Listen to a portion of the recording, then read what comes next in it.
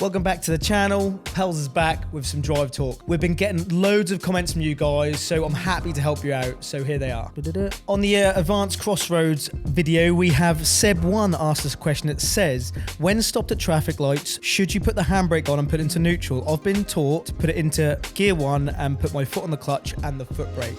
Now, this is down to personal preference. Personally, I feel like it's not wrong to put your handbrake on and it's not wrong to not have it on. If you don't roll back or you're not rolling forward into that pedestrian crossing, you're being safe. You shouldn't get marked down on the test. We've also got a question from Hash Ali, and it says, correct me if I'm wrong, but on this particular video we had, I can see the cars driving and stopping within the yellow box. I thought that wasn't allowed. Now, it is allowed to go into a yellow box. So, for example, if you're turning right and you're moving forward and there's a yellow box there, you are allowed to move forward into the yellow box. Stop if your exit is clear. But if it's not clear, just stay behind the line before you move forward. So it does depend on the situation. We've also got a question from Harry Donnelly. It says, any tips for someone who has just found the hazard perception? Now, we've got a video here. Give it a look and it will tell you everything you need to know. So we have a video where Tennesse takes her first drive and it says she nails it. Have a look at the video.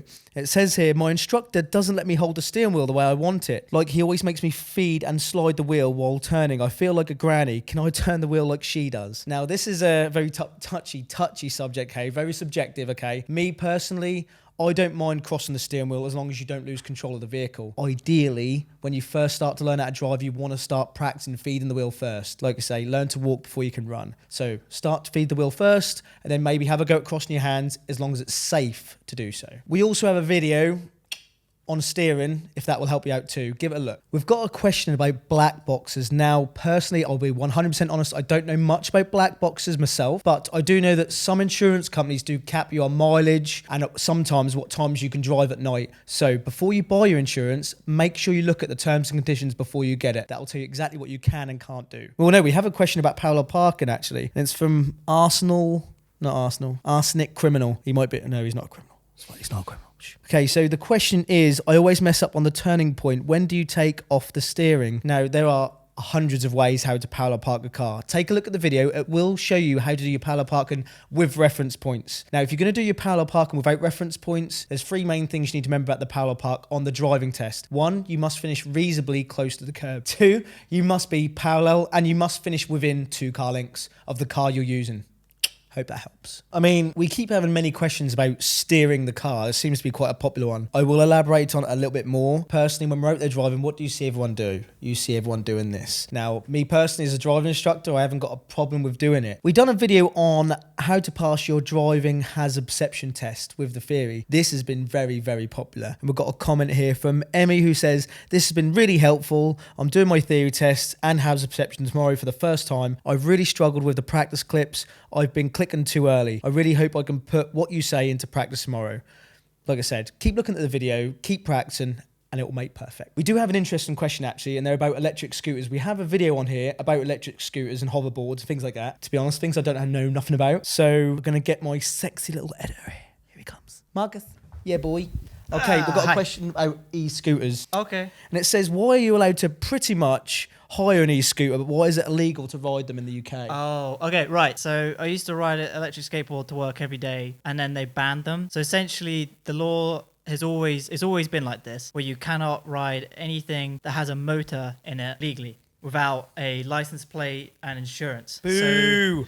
So, exactly. So anything that's like electric, like a scooter or a skateboard or a one wheel, excluding electric bikes. So a bicycle is fine. You can ride a bicycle with a 250 watt motor at 15.5 miles an hour. That's fine. Anything else you cannot ride for whatever stupid reason. They are trying to change it, but you can't unless you're on private land. So there's a place called Stratford in London. They have the bird scooters like you see in America. You can hire them. That's absolutely legal. One of the only places in the UK that you can do that legally because it's private land and they've allowed that. Otherwise, you can't do it. Everyone does it anyway, but yeah, you can't do it, unfortunately.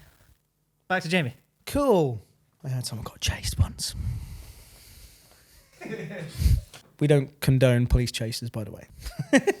Yes, unless you get away. That's fine. Just don't get caught. We have a question also about the show me and tell me questions. Now, on the test now, you are required to answer 1 question before you drive. You're also required to answer 1 question while you're driving the car. So we've got a question about one of the questions. I keep saying questions. It says, oh, by the way, the video is show me, tell me, driving questions and answers, okay? So the question is by Hash Ali, okay? The only thing I'm worried about is where the controls would be. For example, demist the window. Would it be the same in every vehicle? The answer is no, they won't be in the same place, but they will generally look the same. This one is for your front window usually. This one is for your back window, okay? So when you buy a car, take a look at the symbols. If you're struggling, go onto the website and it'll help you out. Okay, I can't pronounce the first name. I do apologise, okay? But it's Miss McIntosh, okay? Brilliant, very informative. Feeling much better about these questions now. Sweet. Nice one. So we done a video on what to expect when you do your first driving lesson. A lot of people wouldn't have a clue. So the best thing to do is ask your friends, see what happened on the first lesson. If not, we've got the video. Take a look at that. However, we do have a question from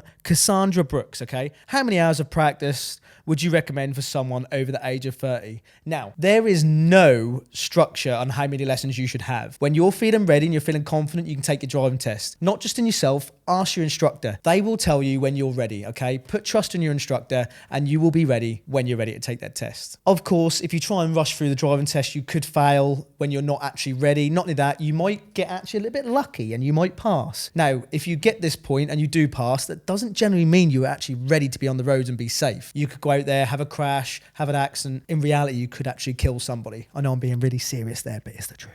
Not so much a question, but just a comment saying driving test in 2 hours. I'm so nervous. I feel sick in my stomach. That was from Kickback and Crack PC.